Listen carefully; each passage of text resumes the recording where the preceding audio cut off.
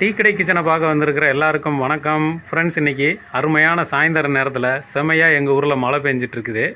நம்முடைய அன்பான சப்ஸ்கிரைபர்கள் நிறைய பேர் கேட்டிருந்தாங்க, இந்த கடை எந்த ஊரில் நீங்கள் வச்சுருக்கீங்க அப்படின்ட்டு. எங்கள் ஊர் பேரை சொல்கிறதுக்கு முன்னாடியே எங்கள் ஊரில் என்ன ஸ்பெஷல் இருக்குது அப்படின்னு சொன்னாலே உங்களுக்கே தெரியும். எங்கள் ஊரில் உலக புகழ்பெற்ற பால்கோவா எங்கள் ஊரில் இருந்தாங்க சுவையாக தயாராகிட்டு இருக்குது. அது மட்டும் இல்லாமல் ஃபேமஸான ஆண்டாள் கோவிலும் இங்கே தான் இருக்குது. ஆண்டாள் கோவிலில் ஒரு மிகப்பெரிய கோபுரம் இருக்குது. அதே மாதிரி ஆடி மாதத்தில் ஒரு பெரிய தேரோட்டம் நடக்கும். அது தமிழ்நாட்டிலேயே 2வது மிகப்பெரிய தேர் இங்கே இருக்குது. இந்த மாதிரி நிறைய பெருமை அடையக்கூடிய நிறைய விஷயங்கள் இந்த ஊரில் தான் இருக்குது. இப்போ நீங்கள் கண்டுபிடிச்சிருப்பீங்க இது எந்த ஊர்னு. ஸ்ரீவில்லிபுத்தூர் தாங்க எங்கள் ஊர்.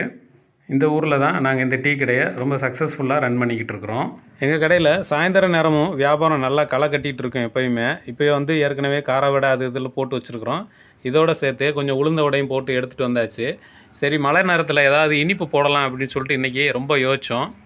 அந்த மாதிரி யோசித்து முடிவு பண்ணதில் இன்றைக்கி ரவை அப்பம் போடலான்னு சொல்லிட்டு பிளான் பண்ணோம். அதாவது 2 பொருள் தான், ரொம்ப சிம்பிளாக கொஞ்ச நேரத்துலேயே நம்ம வீட்டில் வந்து சூப்பராக போட்டுடலாம். இந்த ரவை எப்போ எப்படி போடலாம் அப்படிங்கிறத இன்றைக்கி வீடியோவில் நம்ம பார்க்கலாம். இந்த ரவை அப்பம் போடுறதுக்கு 1/2 கிலோ ரவை எடுத்துருக்குறோம். 1/2 கிலோ ரவை எடுத்து அந்த ரவை முங்குற அளவுக்கு மட்டும் கொஞ்சமாக தண்ணி ஊற்றிக்கலாம். தண்ணி ரொம்பவும் வேண்டாம். நம்ம ஊற்றுற தண்ணி அந்த ரவையோடு முங்கி நின்னாலே போதுமானது. இப்போ இந்த ரவையில் தண்ணி ஊற்றி ஒரு 5 நிமிஷம் மட்டும் ஊற வைக்கணும். வெறும் 5 நிமிஷம் தாங்க. 5 நிமிஷம் மட்டும் ஊற வச்சுட்டு இந்த மாதிரி நீங்கள் தொட்டு பார்த்தாலே உங்களுக்கே தெரியும், டக்குன்னு அது வந்து ஊறி வந்துடும். நம்ம ஊற்றின தண்ணியை அப்படியே உறிஞ்சிரும். அப்படியே எடுத்து நம்ம வந்து கிரைண்டரில் போட்டுறணும். நேரடியாக வெறும் ரவையை மட்டும் அப்படியே கிரைண்டரில் போட்டு ஆட விட்டணும் கொஞ்சம் நேரம். அடுத்ததாக இந்த ரவை அப்பத்துக்கு இனிப்பு போடணும். இனிப்புக்கு நம்ம 1/2 கிலோ வெல்லம் எடுத்துருக்குறோம். அதாவது 1/2 கிலோ ரவைக்கு 1/2 கிலோ வெல்லம். அந்த வெல்லத்தை எடுத்து இடித்து வச்சுக்கிறணும். நம்ம வெல்லம் எடுத்து இடித்து வைக்கிறதுக்கு எவ்வளோ நேரம் ஆகுமோ அவ்வளோ நேரம் தான் அங்கே கிரைண்டரில் வந்து ரவையும் வந்து ஓடணும். நம்ம ஒரு 3 நிமிஷத்துலேயே வெல்லத்தை இடித்து எடுத்தாச்சு. இடித்து எடுத்த உடனே ரவை ஆல்ரெடி ஒரு 3 நிமிஷம் ஓடிருச்சு. அதோடு சேர்த்து இந்த வெல்லத்தையும் வந்து நம்ம உள்ள கிரைண்டர்லேயே போட்டுறணும். 2மே சேர்ந்து ஒன்று போல் ஆடுற அளவுக்கு நம்ம வெயிட் பண்ணணும். அடுத்து நம்ம வெல்லம் சேர்த்ததுக்கப்புறம் அதுக்கப்புறமும் ஒரு 3 நிமிஷம் மட்டும்தான் வந்து கிரைண்டரில் அந்த இது ஓடணும். ஏன்னா இந்த 6 நிமிஷத்துலேயே வந்து நம்ம போட்ட ரவை எல்லாமே நல்லா ஓரளவுக்கு மாவு பதத்துக்கு வந்துடும். இப்போ இந்த அளவுக்கே போதுமானது. அதாவது நம்ம எடுக்கிற மாவு தோசை மாவு பதத்துக்கு இருக்கணும். இந்த ரவையும் வெல்லமும் கிரைண்டரில் ஆடும்போது ஒரு பொட்டு தண்ணி கூட ஊற்றக்கூடாது. நம்ம ஏற்கனவே ரவை ஊற வச்ச தண்ணியை மட்டும்தான் அப்படியே சேர்க்கணும். எக்ஸ்ட்ரா தண்ணி நம்ம ஊற்றவே வேண்டாம். ஏன்னா இதுவே வந்து கரெக்டாக அந்த தோசை மாவு பதத்துக்கு இருக்குது. இப்போது இது வந்து சின்ன வாளியில் நாங்கள் எடுத்துருக்குறோம். இதோட 1/2 டீஸ்பூன் ஏலக்காய் பொடி சேர்த்துருக்குறோம். நம்ம ரெடி பண்ணுற அப்பம் நல்ல மணமாக இருக்கணும் அப்படின்னா இந்த ஏலக்காய் பொடி சேர்த்தோம்னா தான் நல்லா சூப்பராக வரும். இதுக்கடுத்து டேஸ்ட்டுக்காக நம்ம ஒரு 2 ஸ்பூன் அளவுக்கு நெய் சேர்த்துக்குருவோம். நெய் சேர்த்து நல்லா இந்த மாவை வந்து ஃபுல்லாக கலந்து விட்டுக்கலாம். இன்னொரு முக்கியமான விஷயம், நம்ம கிரைண்டர்லேருந்து மாவை தோண்டி எடுத்ததுக்கப்புறம் அதிகபட்சம் 20 நிமிஷம் 1/2 மணி நேரத்துக்குள்ளேயே இந்த மாவை வந்து அப்பமாக போட்டு எடுத்துடணும். அதனால் கொஞ்சம் வேகமாக வேலை பார்க்கணும் இந்த டைமில். ஏன்னா கொஞ்சம் லேட்டானாலும் அந்த ரவை இது எல்லாமே கொஞ்சம் ஜவ்வு அடிக்க ஆரம்பிச்சிடும். அதுக்கப்புறம் அதை ஒன்றுமே பண்ண முடியாது, ரப்பர் மாதிரி ஆயிடும், வேஸ்ட்டாக தான் போகும் பிறகு.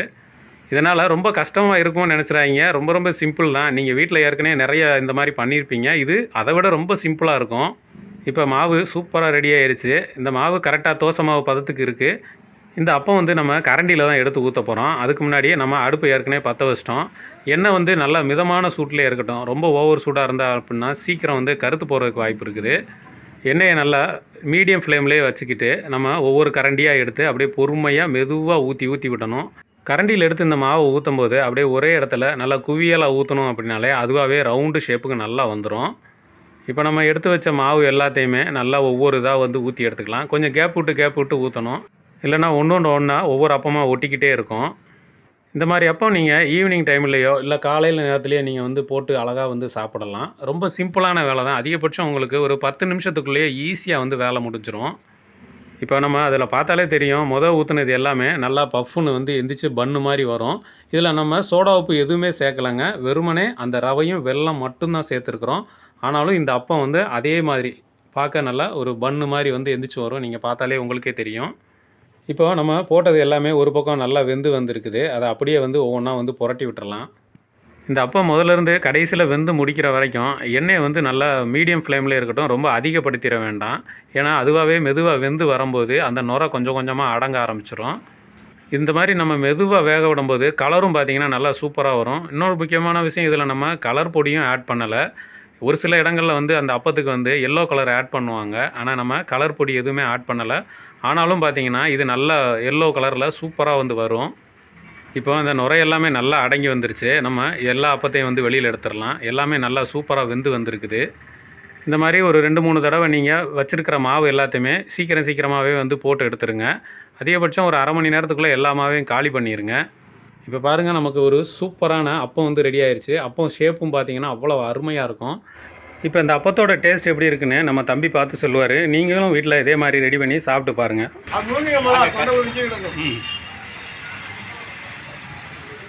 ரவா அப்பம், தனி ரவா அப்பம், தனி வெல்லம் ரவை மட்டும் போட்டு நல்லா சுவையாக இருக்குது, அருமையாக இருக்குது, சூப்பராக அருமையாக இருக்குது. வெள்ளம் ரவை மட்டும் தனியாக போட்டு அருமையாக செஞ்சு கொடுத்துருக்காங்க நம்ம மாஸ்டர். இதை நீங்களும் வீட்டில் செஞ்சு பாருங்கள்.